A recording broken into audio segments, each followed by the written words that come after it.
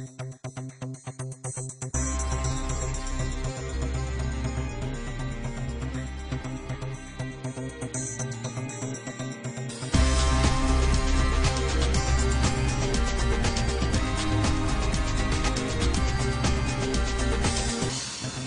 don't know what's on your mind today. Let's see if you share some of the opinions that have been expressed at our Thought for the Day breakfast here in central London. I don't know what they're going to talk about, except that MT said she's going to talk about free.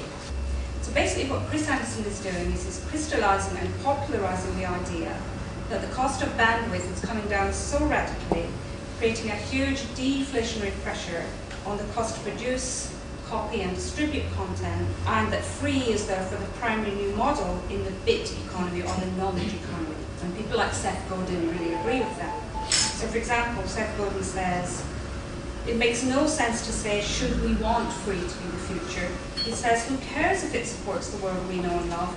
It is happening. Now, Malcolm Gladwell and Andrew Keen don't agree with him because even though there is this new knowledge economy, there is still an atomized economy, the economy of stuff, and that people like Chris Anderson discount the very real economy that is involved in research and development, means of production, distribution in the real world.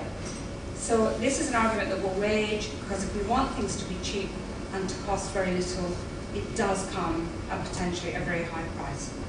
Richard, what is on your mind today? I'm thinking about money as well. In a slightly different way. I'm thinking about the fact there's no such thing as free government either. I want to talk about progressive austerity.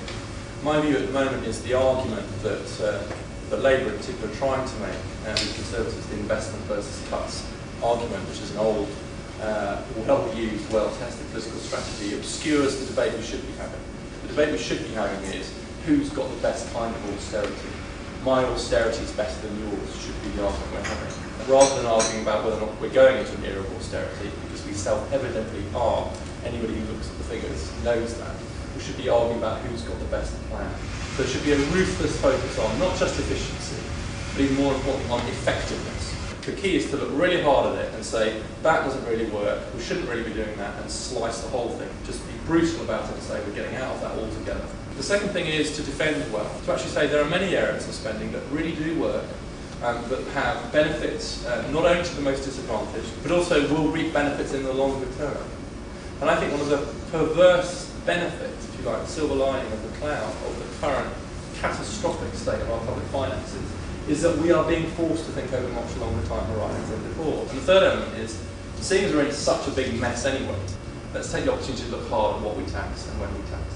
People who've been here before know that one thing doesn't change, which is I pick on you if you don't fill the vacuum and make a comment. And luckily George Brock has already indicated he would like to make the first comment. I'm interested in why people are so easily convinced that we are going to be able to exchange so much for free, particularly in the content business. People confuse stuff being exchanged for free and thinking that this is an economic model, when what they are actually looking at is a collapse in value. It seems likely that as more and more content becomes available online, that a model will be constructed that ultimately funds that content through advertising. If every newspaper and magazine in the country went bust tomorrow, it wouldn't be the end of journalism. You'd probably find the star journalists would set up their own blog sites and websites, they would charge their content, they would find a different way of organising themselves and making money from it. It wouldn't cease to be, it would change. But in the public sector, that pressure for change is not driven by the market and not driven by consumer spending and choice, it's driven by political decisions. It's a question of cultural values, I think, and that's the thing I think that we've got to look at. I agree with Richard. I think it's got to be looked at deep and hard from the point of view of what you want at the end of it. You know, the confusion is because we just have to really look at those values.